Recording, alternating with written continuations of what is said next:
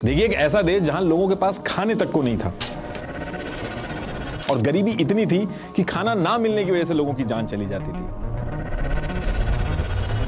कोई natural resources नहीं थे। एरिया वाइज इतना छोटा कि जूम करने के बाद भी लोग वर्ल्ड मैप में नहीं ढूंढ पाते थे। और पॉपुलेशन की बात करें तो एरिया के हिसाब से पॉपुलेशन भी बहुत ज्यादा थी। पर स्क्वायर किलोमीटर में 7,000 से ज्यादा लोग रहते हैं।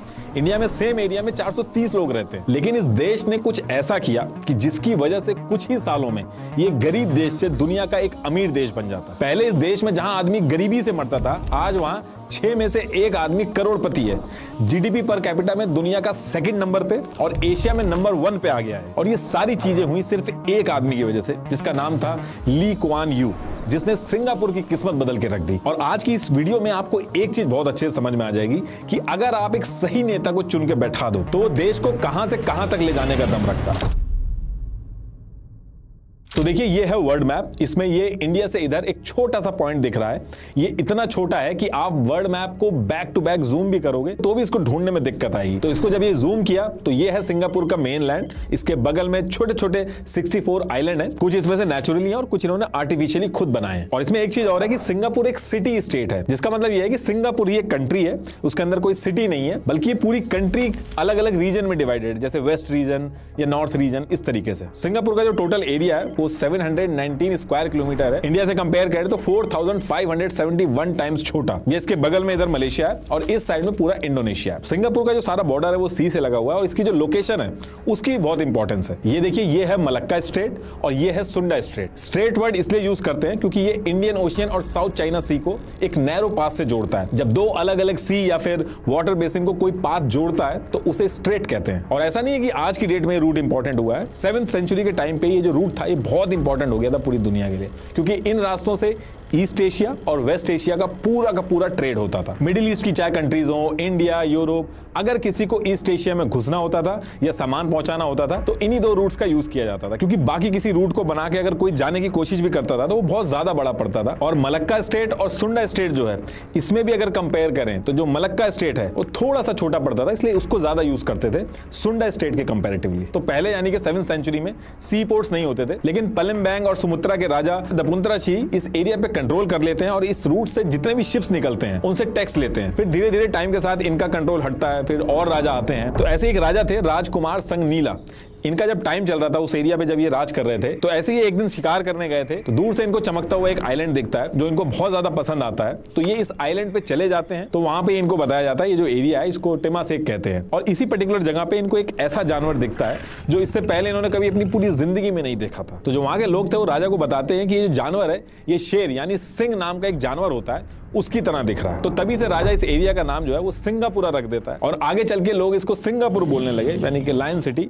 आज की डेट में भी अगर आप देखोगे सिंगापुर का जो नेशनल सिंबल है वो लायन का एक हेड है। तो ऐसे ही करके बैक टू बैक राजा आते रहते थे और इस एरिया पे रूल करते रहते थे। लेकिन डे बाय डे क्या हो रहा था कि इस रूट की जो इंपॉर्टेंस थी वो ट्रेडर्स के लिए बहुत तेजी से बढ़ती जा रही थी। ये जितने भी देश थे इनको समझ में आने लगा था कि जो इस पर्टिकुलर एरिया को कंट्रोल करेगा उसका बहुत मुनाफा होगा। तो यही सारी चीजें सोच के ईयर 1509 से ईयर 1511 तक पोर्चुगीज ने इस एरिया यानी कि स्ट्रेट ऑफ मलक्का जो एरिया था इसको धीरे धीरे करके पूरी तरीके से अपने कंट्रोल में ले लिया।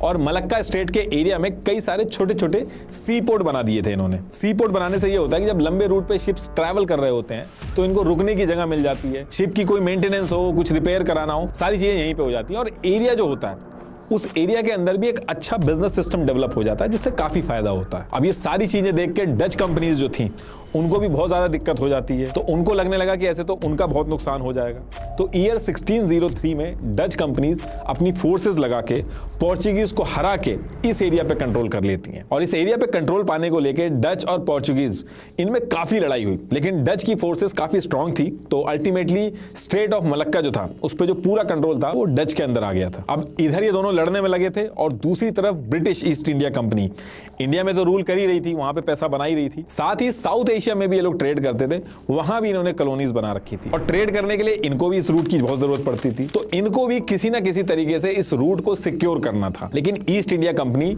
डच लोगों से डायरेक्ट फाइट नहीं करना चाहती थी, तो ईस्ट इंडिया कंपनी क्या करती है कि स्ट्रेट ऑफ मलक्का जो था उसको तो एज इट इज छोड़ देती है, लेकिन जनवरी 1819 में अपने ब्रिटिश ऑफिसर थॉमस स्टैमफोर्ड को स्ट्रेट ऑफ मलक्का के इधर ये जो एरिया था जिसको सिंगापुर बोला जाता था और जौहर के सुल्तान इसको कंट्रोल करते थे, तो यहां पे अपने ऑफिसर को भेजती है और 6 फरवरी 1819 को ये जौहर के जो सुल्तान थे उनको पटा के एक ट्रीटी साइन करा लेती है। उस ट्रीटी में बेसिकली ये था कि 8000 स्पेनिश डॉलर जो थे वो ब्रिटिशर्स इस सुल्तान को देंगे और उसके बदले में ये जो पूरा सिंगापुर एरिया है ये इनके अंडर में आ जाएगा, फिर ये चाहे जो मर्जी करें वहां पे। तो अब यहां से ब्रिटिशर्स जो थे उनको सिंगापुर मिल जाता है और डच जो थे वो स्ट्रेट ऑफ मलक्का में अपने सी पोर्ट्स बना के वहां मैनेज कर रहे थे चीजें। अब देखिए सिंगापुर आज की डेट में जहां खड़ा है, इस समय एक चीज तो समझ में आती है कि एक वेल स्ट्रक्चर्ड बिजनेस इकोसिस्टम कितना बड़ा एडवांटेज होता है किसी कंट्री की प्रोग्रेस के लिए। और इस चीज को लेकर सिंगापुर की तारीफ हमारे prime minister Narendra Modi, Bill Gates, Jack Ma सब ने की है। और सिर्फ कंट्री की बात नहीं है, एक वेल प्लान्ड बिजनेस स्ट्रक्चर की जरूरत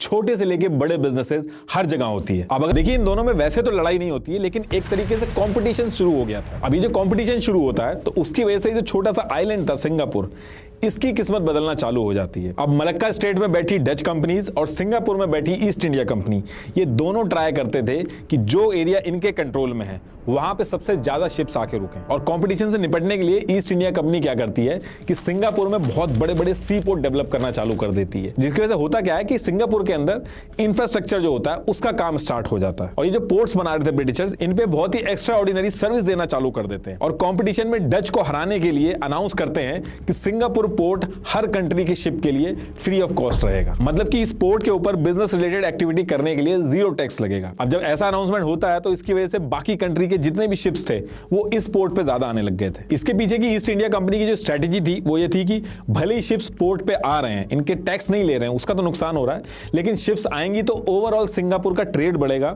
जिससे लॉन्ग रन में ईस्ट इंडिया कंपनी मोटा प्रॉफिट बनाएगी। और ईस्ट इंडिया कंपनी को एक फायदा और था, ये जो सिंगापुर पोर्ट था इसका जो कोस्टल स्लोप था ये बहुत अच्छा था, मतलब कि पानी और लैंड का जो स्लोप था वो ज्यादा अच्छा था। अगर ये स्लोप खराब होता है तो शिप रिस्क पे आ जाते थे। इस वजह से वैसे भी लोगों की जो पहली पसंद थी वो सिंगापुर पोर्ट ही थी और इस वजह से चाइना, इंडिया, मलेशिया हर तरफ से लोग यहाँ पे आने लग रहे थे। अब इसकी वजह से सिंगापुर जो कि एक सुनसान टापू था, वहां चाइना, इंडिया और मलेशिया की पॉपुलेशन आके बसने लगती है। अब जब यहाँ पे पॉपुलेशन ये आके बसने लगती है तो यहाँ पे दिक्कत ये थी कि सिंगापुर में कोई ढंग का एडमिनिस्ट्रेशन नहीं था। ब्रिटिशर जो थे उनका सारा फोकस सिंगापुर के जो पोर्ट थे उनकी सिक्योरिटी और उसके ऊपर पैसा बनाने के ऊपर लगा हुआ था। वहां की पॉपुलेशन, जो वहां के लोग काम करते थे, उनकी ग्रोथ, उनका डेवलपमेंट, इससे उनको कोई मतलब नहीं था। अब क्योंकि ढंग का एडमिनिस्ट्रेशन नहीं था, इसकी वजह से यहां पे इलीगल काम वगैरह शुरू हो गए।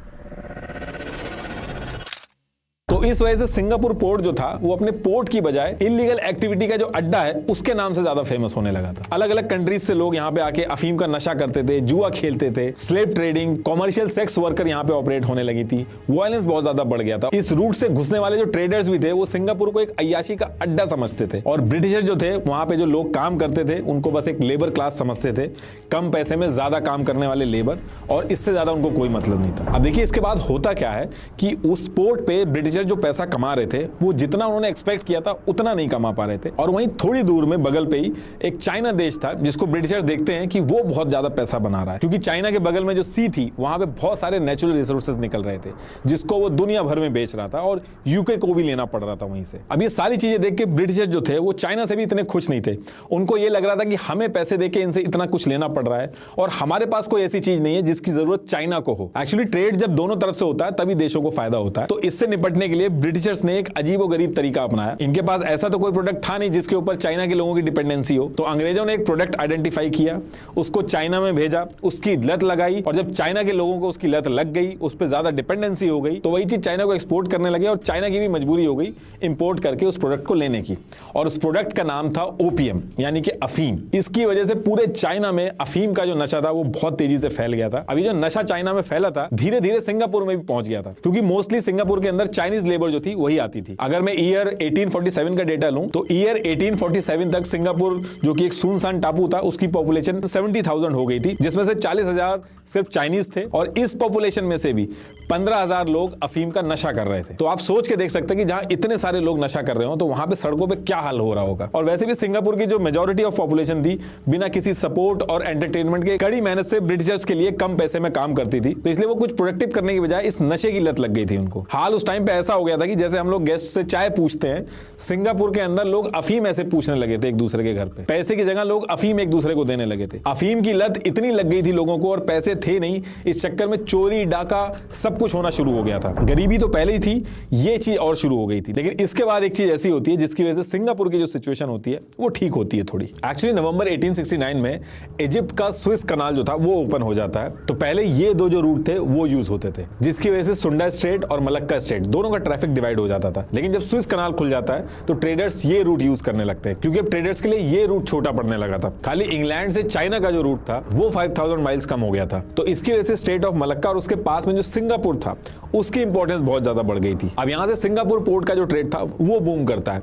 दुनिया भर से सिंगापुर में ट्रेडर्स आने लगते हैं, मैन पावर की डिमांड बढ़ जाती है। सिंगापुर के आसपास के जितने भी देश थे वहां से लोग काम करने के लिए सिंगापुर में आने लगे और इसकी वजह से पॉपुलेशन भी बढ़ने लगी थी सिंगापुर की। और जब पॉपुलेशन बढ़ने लगी तो ब्रिटिशर्स ने रूल्स और रेगुलेशन भी बनाए। एडमिनिस्ट्रेशन पे ध्यान देना उसकी मजबूरी हो गई थी। पुलिस और सोल्जर्स जो थे वो भी रखने पड़े थे। लेबर की जरूरत के हिसाब से इंफ्रास्ट्रक्चर भी बनाना पड़ा। तो इन सब वजह से सिंगापुर ब्रिटिश की कॉलोनी बनके एक प्रॉपर देश की तरह वर्क करने लगा था। लेकिन होता क्या है कि ईयर 1914 में वर्ल्ड वॉर शुरू हो जाती है। अब इस वॉर से सिंगापुर का कुछ लेना देना तो नहीं था, लेकिन ब्रिटेन इसमें इन्वॉल्व था। तो इसकी वजह से अंग्रेजों का जो फोकस था वो लड़ाई में था। और दूसरी चीज, इस वॉर की वजह से ग्लोबल ट्रेडिंग जो थी वो बहुत कम हो गई थी, उस पर बहुत भारी असर पड़ा था। और सिंगापुर जो यूरोप और एशियन कंट्रीज का ट्रेडिंग हब था उसका बहुत भारी नुकसान होता है। सिंगापुर पोर्ट पे जो लोग अलग अलग तरीके से काम करते थे और पैसा कमा के पेट भरते थे, तो लोगों की वो चीज भी रुक गई थी। बेरोजगारी बढ़ गई थी, खाने पीने का सामान तक नहीं बचा था, लड़ाई झगड़े होने लगे थे, अफीम की लत जो थी वो पहले से ही पड़ी हुई थी। और इसके साथ साथ ईयर 1918 में पूरे वर्ल्ड में स्पेनिश फ्लू फैला हुआ था। तो उसकी वजह से सिंगापुर जो था वो भी उसकी चपेट में आया और हजारों लोगों की जान चली गई। इसके बाद 1929 में ग्रेट डिप्रेशन अलग से आ गया था। तो चीजें यहां से सिंगापुर के लिए हल्की नहीं हो रही थी। इनफैक्ट 1939 में सेकेंड वर्ल्ड वॉर भी शुरू हो गया था। तो यहां भी सिचुएशन खराब थी। लेकिन इसमें एक चीज थी कि जापान और ब्रिटेन एक दूसरे के अगेंस्ट में थे। तो जापान ने क्या किया कि 8 फरवरी 1942 को सिंगापुर पे हमला कर दिया था और सिर्फ 7 दिन के अंदर जापान आर्मी ब्रिटिश की आर्मी को हरा के उनके हजारों सोल्जर्स को तो मारती है, लेकिन उसके बाद सिंगापुर में घुस के बुरी तरीके से मारकाट मचाती है। जो आम लोग थे उनको मारती है। पब्लिक प्लेस पे मास किलिंग हो रही थी, लोगों को जिंदा जलाया जा रहा था, फोर्स लेबर और भी कई तरीके के टॉर्चर आम जनता पे किए जा रहे थे। इस टाइम पे जो भी सिंगापुर की हालत देखता था वो सोच भी नहीं सकता था कि सिंगापुर आगे चल के दुनिया के अमीर देशों में आ जाएगा। तो इधर जब जापान मारकाट मचा रहा था तो इसी बीच अगस्त 1945 में अमेरिका न्यूक्लियर बॉम्ब गिरा देता है जापान के ऊपर। तो इसकी वजह से जापान का बहुत नुकसान होता है। जापान सरेंडर कर देता है, सिंगापुर से भी छोड़ के चला जाता है वो, और ब्रिटिशर जो थे वो सिंगापुर में दोबारा से घुस के बैठ जाते हैं। और ये वो टाइम था जब सिंगापुर के लोग एक एक रोटी को तरस रहे थे। और इस बार जब दोबारा ब्रिटिशर्स आए थे सिंगापुर में तो उन्होंने कुछ चेंजेस किए। उनको ये चीज समझ में आ गई थी कि प्रॉपर अगर एडमिनिस्ट्रेशन नहीं होगा तो ये चीज उनके पोर्ट के काम में भी दिक्कत देगी। तो इस चीज को ध्यान में रख के ब्रिटिशर्स ने सिंगापुर के अंदर एडमिनिस्ट्रेटिव चेंजेस किए और सिंगापुर के लोगों को सेल्फ गवर्नेंस दे दी। जैसे गवर्नमेंट बना के इलेक्शन करवाने हो, अपना लीडर बनाना हो, डोमेस्टिक इशू वगैरह। अब सिंगापुर के लोग खुद डिसीजन ले रहे थे अपनी चीजों को लेकर। लेकिन इंटरनेशनल रिलेशन और सिक्योरिटी जो थी सिंगापुर की वो ब्रिटिशर्स ने अपने पास रखी थी। अब इसके बाद ईयर 1959 में सिंगापुर के अंदर जनरल इलेक्शन करवाए जाते हैं और टोटल 51 सीट्स थी, इनके ऊपर इलेक्शंस होते हैं। और ली कुआन यू ये एक पीपल्स एक्शन पार्टी बना के इलेक्शन में उतरते हैं और 51 में से 43 सीट्स ली को मिल जाती हैं और वो सिंगापुर के पीएम बनते हैं। और यही वो आदमी थे जो सिंगापुर की काया पलट देते हैं। ब्रिटिशर्स एक तरफ अपना सिंगापुर पोर्ट से पैसे बनाने में लगे हुए थे, दूसरी तरफ ली जो थे उनके विजन ने सिंगापुर के नेशनल इकोनॉमिकल सोशल सिचुएशन को एकदम बदल के रख दिया, जिसकी वजह से आज की डेट तक इनको founding father of the nation बोला जाता है। और ये सारी चीजें इन्होंने बहुत ही यूनिक तरीके से की जो आज की डेट तक कोई पकड़ नहीं पाया है। लोग ट्राई करते हैं लेकिन वो सक्सेसफुल नहीं हो पाता है। अब आप इसमें ये कह सकते हो कि सिंगापुर की लोकेशन अच्छी थी इसलिए ऐसा हो पाया, लेकिन लोकेशन जो थी वो इंडोनेशिया, मलेशिया, थाईलैंड इनकी भी बहुत बढ़िया थी। लेकिन सिंगापुर के अंदर प्राइम मिनिस्टर ली ने ऐसी ऐसी एक्टिविटी करी जिसकी वजह से सिंगापुर एकदम बदल गया। अब ऐसा क्या क्या किया उन्होंने वो भी डिस्कस करते हैं। अब देखिए, जैसे ही ली कुआन यू सिंगापुर के प्राइम मिनिस्टर बनते हैं तो उनको ये चीज पता थी कि अगर सिंगापुर अपने दम पे खड़ा नहीं हुआ तो सिंगापुर एज अ देश बचेगा ही नहीं, क्योंकि उनको डर था कि अगर गलती से भी ब्रिटिशर छोड़ के चले गए तो सिक्योरिटी वगैरह बाकी सारी चीजें कैसे मैनेज होंगी इसके बारे में किसी को कोई आइडिया नहीं था। और सिंगापुर में चाइनीज पॉपुलेशन बहुत ज्यादा थी, तो कम्युनिस्ट पावर जैसे सोवियत यूनियन और कम्युनिस्ट चाइना, इनकी नजर भी सिंगापुर के ऊपर थी कि कैसे भी करके जो इलेक्शन वगैरह हो रहे हैं, ये जो पार्टी वगैरह पीएम वगैरह बन रहे हैं, इनको हटा के कम्युनिस्ट गवर्नमेंट जो है उसको एस्टैब्लिश किया जाए सिंगापुर के अंदर। तो पीएम ली के सामने ये तो एक चैलेंज था, लेकिन उससे भी बड़ा चैलेंज था कि सिंगापुर में गरीबी, झुग्गी झोपड़ियां, भुखमरी, अफीम के अड्डे, क्राइम और रेशियल अनरेस्ट जिस लेवल पे था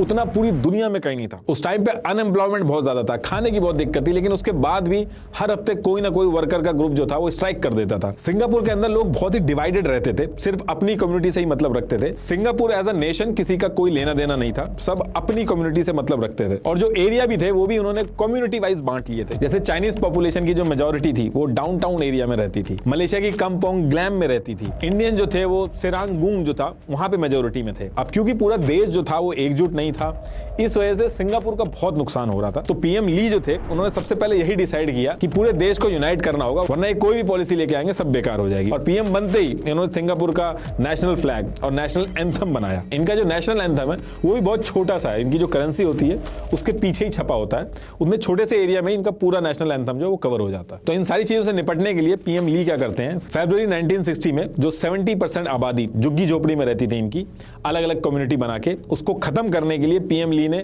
housing and development board HDB बनाया। हाउसिंग एंड डेवलपमेंट बोर्ड ने क्या किया कि जमीन खरीद के बड़े बड़े हाउसिंग यूनिट बनाए और झुग्गी झोपड़ी में रहने वालों को बहुत ही सस्ते में मकान दिए। जिनके पास पैसे नहीं थे उनको लीज पे दिए, और जो लोग जॉब करते थे उनका सेंट्रल प्रोविडेंट फंड जो होता था वो करता था, और ये जो फंड होता था वो रिटायरमेंट के बाद ही मिल सकता था, उससे पहले नहीं निकाल सकते थे। तो इसमें भी इन्होंने एक चेंज कर दिया कि अगर किसी को मेडिकल इमरजेंसी या घर बनवाने के लिए पीएफ निकालना है तो वो निकाल सकता है। अब इससे हुआ ये कि कुछ ही सालों में झुग्गी झोपड़ियां जो थी अब वो बिल्डिंग्स में कन्वर्ट हो गई थी, और गवर्नमेंट ने पर्पसली मिक्स पॉपुलेशन बिल्डिंग में अलॉट करी थी ताकि लोग यूनाइट हो, और ये लोग जो एरिया में कम्युनिटी अलग अलग बना के रह रहे थे ये चीज खत्म हो। इनके पीएम को पता था कि अगर रिलीजन को लेकर भेदभाव खत्म करना है तो किसी एक धर्म या किसी एक जाति की बात करना, इसको रोकना होगा। सभी धर्मों के लिए इक्वल रिस्पेक्ट और इक्वल अपॉर्चुनिटी क्रिएट करनी होगी, और अगर इसको खत्म करना है तो इसकी जो शुरुआत है वो स्कूल लेवल पे ही करनी होगी ताकि रूट लेवल पे ही इस चीज को खत्म किया जा सके। उस टाइम पे सिंगापुर में ऐसे था कि जो माले कम्युनिटी के बच्चे होते थे वो माले स्कूल में जाते थे, चाइनीज के बच्चे चाइनीज स्कूल में जाते थे, ऐसे ही बाकी जो कम्युनिटी भी थी वो अपने अपने प्रेफर्ड स्कूल्स में जाती थी। तो ली ने इससे निपटने के लिए क्या किया कि ये जितने भी कम्युनिटी बेस्ड स्कूल थे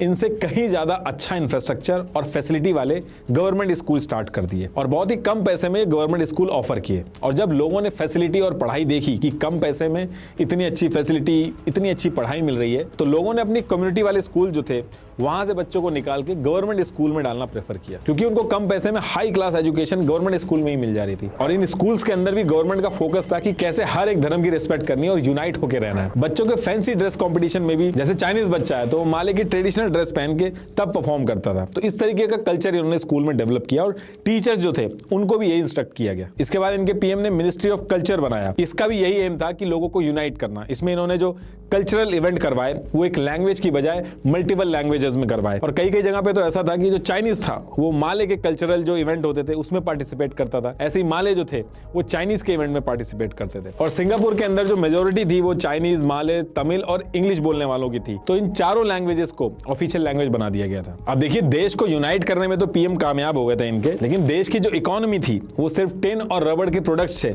इसी पे टिकी हुई थी। उसका भी कंट्रोल मलेशिया के हाथ में था, क्योंकि वही इनका बहुत बड़ा इंपोर्टर था। और इसी के साथ साथ सिंगापुर में कोई नेचुरल रिसोर्सेज नहीं थी जिसके बेसिस पे वो कुछ पैसे बना पाए। और दूसरी चीज, सिक्योरिटी भी जो थी वो ब्रिटिशर संभाल रहे थे। मान लो अगर ब्रिटिशर छोड़ के चले जाते तो 2 मिनट लगते किसी भी देश को सिंगापुर की एग्जिस्टेंस खत्म करने में। तो इनके जो पीएम थे उनको कहीं ना कहीं डे 1 से ये चीज लगती थी कि अगर मलेशिया का सपोर्ट रहेगा, और वो टाइम टू टाइम मलेशिया को खुश करने की कोशिश भी करते थे। जैसे इन्होंने सिंगापुर को माले ओरिजिन का मानते हुए माले को सिंगापुर की नेशनल लैंग्वेज अनाउंस कर दिया था। पीएम का विश्वास था कि इससे मलेशिया को लगेगा कि ये जो सिंगापुर है ये कोई अलग देश नहीं है, ये हमारे जैसे ही लोग हैं, और कल को अगर कुछ होता है तो ये हमारे सपोर्ट में आएंगे। इनफैक्ट सिंगापुर के जो पीएम थे वो ये भी चाहते थे कि कैसे भी करके मलेशिया जो है वो सिंगापुर को अपना एक स्टेट बना ले। तो इधर ये सारी चीजें चल रही थी। इसी के साथ साथ पीएम ली जो थे उनका ये भी मानना था कि जितने भी प्लान बनाए जा रहे हैं, सिंगापुर के अंदर यूनाइट किया जा रहा है, अलग अलग पॉलिसी लेके आई जा रही हैं, ये सारे प्लान धरे के धरे रह जाएंगे अगर करप्शन रहेगा तो। और इसको लेके जून 1960 में प्रिवेंशन ऑफ करप्शन एक्ट ये पास किया गया, जिसमें पब्लिक या गवर्नमेंट किसी भी सेक्टर में अगर कोई करप्शन में पकड़ा गया तो उसे 1 लाख सिंगापुर डॉलर की पेनल्टी या फिर 5 से 7 साल की जेल, ये दोनों हो सकती है। इन करप्शन केसेस की जांच वगैरह के लिए CPIB corrupt practices investigation bureau ये बनाई गई और इस पूरे डिपार्टमेंट को गवर्नमेंट के कंट्रोल से बिल्कुल बाहर रखा गया और इसकी रिपोर्टिंग डायरेक्ट प्राइम मिनिस्टर को दी गई। अब इसके बाद ईयर 1961 में इन्होंने इकोनॉमिक डेवलपमेंट बोर्ड EDB बनाया। इसका मेन पर्पस ये था कि चलो हमारे पास भली कोई नेचुरल रिसोर्सेज वगैरह नहीं है, लेकिन अगर हम सही से टैक्स बेनिफिट देके सिंगापुर में फॉरेन इन्वेस्टमेंट करवाएंगे तो यहाँ की इकोनॉमी जो है वो सुधर जाएगी और लोगों के पास पैसा और जॉब्स दोनों आएंगी। तो इन्होंने ये डिसाइड किया कि बाहर से आकर अगर कोई नई इंडस्ट्री सिंगापुर में सेटअप करेगा उसको टैक्स बेनिफिट दिए जाएंगे। कई केसेस में तो 1-2 साल का टैक्स हॉलीडे भी दिया जाएगा, मतलब कि आप आओ अपनी कंपनी सेटअप करो, 1 से 2 साल तक कोई टैक्स नहीं देना होगा। तो पीएम ली जो थे ये सारे छोटे छोटे स्टेप तो ले ही रहे थे। इसके साथ साथ पैरेलली ये क्या कर रहे थे कि मलेशिया से बैक टू बैक मीटिंग कर रहे थे कि सिंगापुर को मलेशिया अपना स्टेट बना ले। उनका मेन एम ये था कि उनका सिक्योरिटी को लेकर डर खत्म हो जाए और उनका ये भी मानना था कि अगर मलेशिया के साथ सिंगापुर मिल जाएगा तो वहां पे इंडस्ट्री वगैरह ज्यादा है, तो जो ग्रोथ सिंगापुर की अकेले होगी मलेशिया के साथ मिलकर ज्यादा अच्छी से होगी। मलेशिया का मार्केट खुलने से लोगों के पास ज्यादा अपॉर्चुनिटी होगी और उनके पास ज्यादा पैसा आएगा। लेकिन वो अपना डिसीजन जो था वो थोपना नहीं चाहते थे, वो लोगों की भी राय जानना चाहते थे कि लोग क्या सोचते हैं इसके बारे में। तो 1961 में मर्जर रेफरेंडम कराया गया और जितने भी लोग थे उन्होंने मलेशिया के साथ सिंगापुर को जोड़ने के लिए वोट किया और फिर इसके बाद सिंगापुर और मलेशिया का मर्जर हो जाता है, जिसमें सिंगापुर अब मलेशिया की स्टेट बन चुका था। और इसमें शर्त यह रखी गई थी कि सिंगापुर मलेशिया की एक स्टेट बन जाएगा और सिंगापुर को अपने एनुअल रेवेन्यू का 40% मलेशिया की सेंट्रल गवर्नमेंट को देना होगा। सिंगापुर जो है वो एजुकेशन और लेबर को लेके जो भी रूल्स वगैरह हैं वो खुद देखेगा, लेकिन डिफेंस, फॉरेन अफेयर्स और सिक्योरिटी वगैरह ये सारी चीजें मलेशिया की जो गवर्नमेंट होगी उसके हाथ में होगी। और इसके साथ साथ मलेशिया की जो पार्लियामेंट थी उसमें सिंगापुर को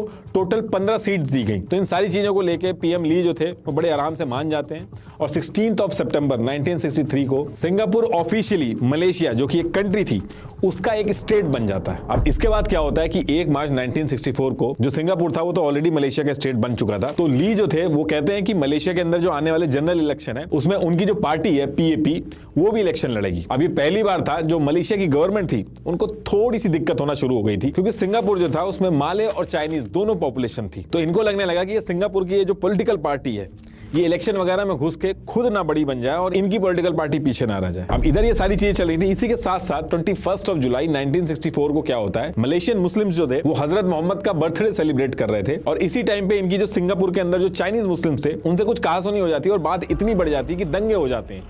23 लोगों की जान चली जाती है और कई सौ लोग घायल हो जाते हैं इसमें। और बात यहां भी नहीं रुकती है, 1 महीने बाद फिर से मुस्लिम्स और चाइनीज जो थे उनमें दंगे हो जाते हैं। और जब ये सारी चीजें मलेशिया के अंदर डिस्कस होने लगी तो मलेशियन गवर्नमेंट आती है, ली से बात करती है और ली को ये समझाती है कि मलेशिया जो है वो माले लोगों का है, आप उनको फेवर करो, इसका पॉलिटिकल एडवांटेज भी होगा और चाइनीज को थोड़ा सा पीछे रखो। अब इसके लिए ली जो है वो साफ मना कर देते हैं। वो कहते हैं इतने सालों से हम इसी चीज के पीछे काम कर रहे हैं, इनको यूनाइट कर रहे हैं और अब ऐसे लड़ाई करवाना ठीक नहीं है, हमारे लिए हर धर्म जो है वो सेम है। अब यहां से मलेशियन गवर्नमेंट जो थी उनको समझ में आ गया था कि सिंगापुर को अपने साथ जोड़ के थोड़ी सी गलती कर दी है, क्योंकि ये हमारी सुन नहीं रहे और आगे चल के हमारे पॉलिटिकल इंटरेस्ट जो है वो सफर करेंगे। तो ये लोग क्या करते हैं, ली और सिंगापुर के जो बाकी लीडर होते हैं इनको जेल में डाल देते हैं। लेकिन फिर थोड़े टाइम बाद ही मलेशिया के पीएम टुनकू अब्दुल रहमान बीच में आते हैं और सिंगापुर को 9 अगस्त 1965 में मलेशिया से बाहर कर देते हैं। जो स्टेट बनाया था उसको हटा के सिंगापुर को अलग छोड़ देते हैं। सिंगापुर दुनिया का एक लौता ऐसा देश है जिसको जबरदस्ती आजादी दी गई है, क्योंकि सेम डे पे ली एक प्रेस कॉन्फ्रेंस करते हैं, सिंगापुर को एक डेमोक्रेटिक और इंडिपेंडेंट देश द रिपब्लिक ऑफ सिंगापुर इसको अनाउंस कर देते हैं। लेकिन वो चाहते नहीं थे मलेशिया से अलग होना। इनफैक्ट जब वो प्रेस कॉन्फ्रेंस कर रहे थे उस समय भी वो रो गए थे। लेकिन इसके कुछ ही टाइम में पीएम ली जो थे उनको समझ में आ गया था कि सिंगापुर को अब कोई बचाने नहीं आएगा, जो कुछ करना है इनको खुद ही करना पड़ेगा।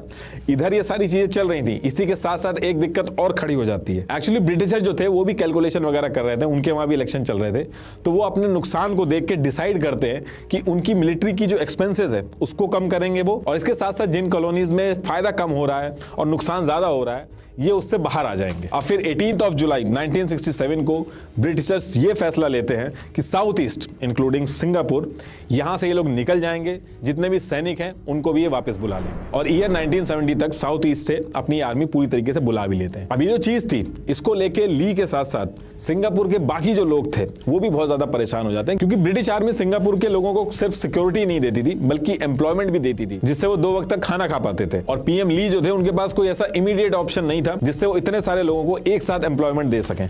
ली क्या करते हैं, वो लंदन जाके रिक्वेस्ट करते हैं, बहुत मनाने की कोशिश करते हैं, लेकिन कोई भी चीज काम नहीं करती और ब्रिटिशर्स आराम से सिंगापुर छोड़ के चले जाते हैं। अब इस टाइम पे सिंगापुर पूरी तरीके से अकेला पड़ जाता है, जो थोड़ा बहुत एम्प्लॉयमेंट था वो भी कम हो चुका था। सिंगापुर की जो हालत थी वो सिक्योरिटी के नाम पे भी काफी खराब हो गई थी। इनके पास सिर्फ हजार लोगों की 2 बटालियन थी, 2 शिप्स थे, और एयरफोर्स तो थी ही नहीं, लेकिन फिर भी अपनी खुद की आर्म फोर्स वगैरह बना के जैसे तैसे आगे बढ़ते हैं। अब इसके बाद ली के सामने डू और डाई वाली सिचुएशन थी और ली बैक टू बैक स्टेप लेना चालू करते हैं। पहली चीज तो ली ये करते हैं कि साउथ ईस्ट कंट्रीज जो थी उनके साथ बैक टू बैक बात करते हैं और association of south east Asian nation इसको बनाते हैं, जिसमें सिंगापुर के साथ मलेशिया, इंडोनेशिया, फिलीपींस और थाईलैंड इनको जोड़ते हैं, ताकि ये सारे लोग एक दूसरे का सपोर्ट करें इकोनॉमिकली भी, और रीजन के अंदर जो पीस है उसको मेंटेन करें, और अगर कोई दिक्कत आती है किसी के ऊपर तो उसको सपोर्ट करें। नेक्स्ट स्टेप ली ये लेते हैं कि जून 1968 में जुरोंग टाउन कॉर्पोरेशन बनाते हैं। जुरोंग सिंगापुर के वेस्ट रीजन के एरिया को कहते हैं, तो इसमें ली ये डिसाइड करते हैं कि इस एरिया को ये एक इंडस्ट्रियल हब बनाएंगे, जहां बाहर की कंट्रीज की कंपनीज जो है वो आएंगी यहाँ पे और अपनी कंपनी सेटअप करेंगी। अब क्वेश्चन ये है कि बाहर की कंट्रीज जो है वो सब कुछ छोड़ के यहीं पे आके क्यों सेटअप करेंगी अपनी कंपनी। तो देखिए, सिंगापुर के जो पीएम ली थे इन्होंने कई सारे ऑफर निकाले थे, जैसे कई इंडस्ट्रीज को इन्होंने टैक्स फ्री कर दिया, कुछ इंडस्ट्रीज को इन्होंने टैक्स हॉलिडे दे दिया कि कुछ सालों तक टैक्स के बारे में आप बिल्कुल मत सोचिए, यहां पहुंचिए, यहां अपनी कंपनी सेटअप करिए और हमारी जो जनता है उनको आप नौकरी दीजिए। इसके साथ साथ ऐसे लेबर लॉ कर दिए जो पूरी दुनिया में नहीं थे, मतलब सब कुछ कंपनीज के फेवर में था।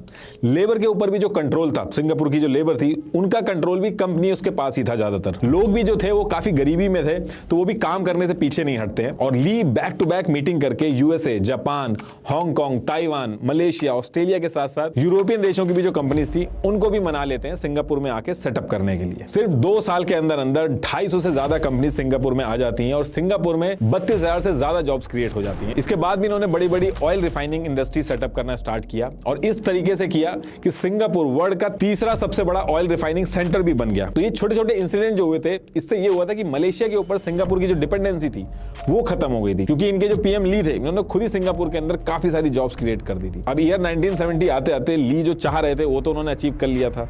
जैसे ईयर 1970 तक सिंगापुर में एक भी आदमी अनएम्प्लॉयड नहीं बचा था। इनफैक्ट इतनी जॉब क्रिएट हो गई थी कि बाहर से आदमी बुलाने पड़ रहे थे। और सिंगापुर का जो जीडीपी ग्रोथ रेट था वो 13.94% पर पहुंच गया था, जो कि इंडिया के कंपैरेटिवली करीब 3 गुना ज्यादा था। लेकिन इसके बाद टाइम था सिंगापुर का दुनिया के सबसे अमीर देशों में आने का। एक्चुअली सिंगापुर में बहुत ज्यादा ऑर्डर्स आ रहे थे, बाहर से लोग बुलाने के बाद भी जो काम था वो पूरा नहीं हो पा रहा था। लोग ओवर टाइम भी करने के बाद जो ऑर्डर्स थे उनकी डिलीवरी अचीव नहीं कर पा रहे थे। तो पीएम ली जो थे उन्होंने अपने ऑफिशियल्स को बुलाया और कहा कि ये जो हम प्रोडक्ट मैन्युफैक्चरिंग फैक्ट्रीज हैं इसमें जो लेबोरियस काम कर रहे हैं, जैसे textile, wood products, mosquito coils, इन सब पे जो फोकस कर रहे हैं इसमें लेबर बहुत ज्यादा है, यानी मेहनत बहुत ज्यादा है और पैसा कम है। और अगर ऐसे ही चलता रहा तो हमारे पास कितना भी बिजनेस आ जाए, हमारी जो ग्रोथ है वो यहीं पर रुक जाएगी। तो आप कुछ ऐसा करना पड़ेगा जिससे मेहनत कम लगे और पैसा ज्यादा आए। ऐसी पॉलिसी बनाओ जिससे टेक्नोलॉजी और स्किल बेस्ड इंडस्ट्री जो है, जैसे machinery, electronic parts, computer part, pharma based companies के भी इन्वेस्टर आए, क्योंकि इसमें मेहनत कम होती है और पैसा ज्यादा आता है। और कुछ दिन इस पे काम करने के बाद ईयर 1973 में इनका जो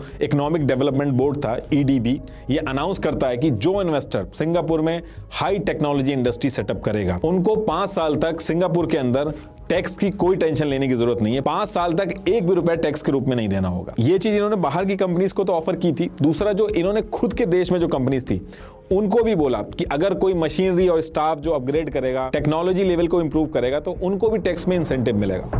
कंपनीज आने लगी और स्किलफुल वर्कर की डिमांड बहुत ज्यादा बढ़ने लगी। अब क्योंकि बिना टेक्निकल नॉलेज के सिंगापुर के जो वर्कर्स थे उनको जॉब्स तो मिल नहीं सकती थी, तो उसके लिए भी इन्होंने एमएनसीज के साथ मिलकर ज्वाइंट इंडस्ट्रियल ट्रेनिंग सेंटर खोले, जिसमें इन्होंने बिना थ्योरेटिकल नॉलेज के हैंड्स ऑन एक्सपीरियंस जो होता है उसकी ट्रेनिंग दी और जिससे लोगों ने बहुत जल्दी सीखना शुरू किया। इसके साथ साथ एक चीज और कर दी इन्होंने जो बहुत बड़ी गेम चेंजर निकली। देखिए एक्चुअली किसी भी देश की जो इकोनॉमी होती है उसी के हिसाब से बैंक अपने कस्टमर को बैंक में इंटरेस्ट देता है। तो उस टाइम पे सिंगापुर की इकोनॉमिक ग्रोथ बहुत तेजी से बढ़ रही थी, तो बैंक के अंदर जो इंटरेस्ट थे वो भी बहुत ज्यादा मिल रहे थे। सिंगापुर दुनिया के सबसे ज्यादा बैंक इंटरेस्ट देने वाले देशों में से एक हो गया था। नॉर्मली जब ऐसा केस होता है कि किसी कंट्री के अंदर बैंक ज्यादा इंटरेस्ट देता है तो बहुत सारी बाहर की कंट्रीज के जो बैंक्स होते हैं वो भी इसमें आके इन्वेस्ट करते हैं। लेकिन सिंगापुर में क्या होता है कि बैंक से जो इंटरेस्ट मिलता था उसमें से 45% जो होता था वो गवर्नमेंट ले लेती थी, जिसकी वजह से बाहर के जो बैंक थे वो सिंगापुर के बैंकों के अंदर इतना इंटरेस्ट नहीं दिखा रहे थे।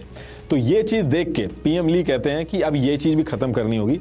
45% टैक्स जो गवर्नमेंट लेती थी वो भी बंद कर देती है। और इस एक स्ट्रेटेजी से सिंगापुर का बहुत फायदा होता है। फॉरेन बैंकों ने सिंगापुर के बैंक्स में इतना इन्वेस्ट किया कि सिंगापुर एक इंटरनेशनल फाइनेंशियल सेंटर बन गया। इसके बाद भी जो ली थे वो रुकते नहीं है, वो कहते हैं कि अब एक स्टेप और लेना पड़ेगा। तो इन्होंने नोटिस किया कि सिंगापुर के अंदर जो इनके वर्कर्स हैं वो हाई टेक्नोलॉजी वाले प्रोडक्ट्स तो बना रहे हैं, लेकिन जो प्रोडक्ट बना रहे हैं वो लो वैल्यू प्रोडक्ट बना रहे हैं, मतलब कि उनसे प्रॉफिट कम आ रहा है। तो इसी के साथ ये क्या करते हैं, हाई टेक्नोलॉजी के साथ साथ हाई वैल्यू वाले प्रोडक्ट बनाने के लिए बोलते हैं लोगों को, ताकि कम मेहनत में और ज्यादा पैसा है। पीएम ली जो थे उनका सपना था कि सिंगापुर को दुनिया की सबसे अमीर कंट्री बनाना है। अब आप सोचिए जो कुछ ही साल पहले, मतलब 20 से 25 साल की बात होगी, कुछ ही साल पहले जहां भुखमरी थी वो इतना बड़ा सपना देख रहा था और उसको पूरा भी कर रहा था। तो अब ये जो चीज डिसाइड हुई थी इसके लिए भी इन्होंने बहुत सारे इंसेंटिव स्टार्ट कर दिए। और 1980 में गवर्नमेंट एक हाई सैलरी स्कीम लेके आई जिसमें स्किलफुल लेबर को उनकी स्किल के अकॉर्डिंग हाई सैलरी वगैरह अनाउंस की गई। बाहर से जो इंडस्ट्रीज आ रही थी जो हाई वैल्यू प्रोडक्ट बनाती थी उनको पहले की तरह फिर से टैक्स वगैरह में छूट दी गई और ज्यादा छूट दी गई। गवर्नमेंट ने अपने बजट में अलग से स्किल डेवलपमेंट फंड भी बनाया ताकि इनके देश की जो कंपनीज हैं